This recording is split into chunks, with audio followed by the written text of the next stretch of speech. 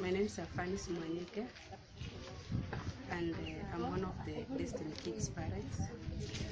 And I would like to thank you very much for the food that you've donated unto us. I'm here to thank you even on behalf of the other parents for the love that you've shown us these difficult moments. It has not been easy for us. Some of us do not have jobs, and we've been doing voluntary work, door to door. But since COVID-19 season began, we've not been doing all this because no one wants you in their homes.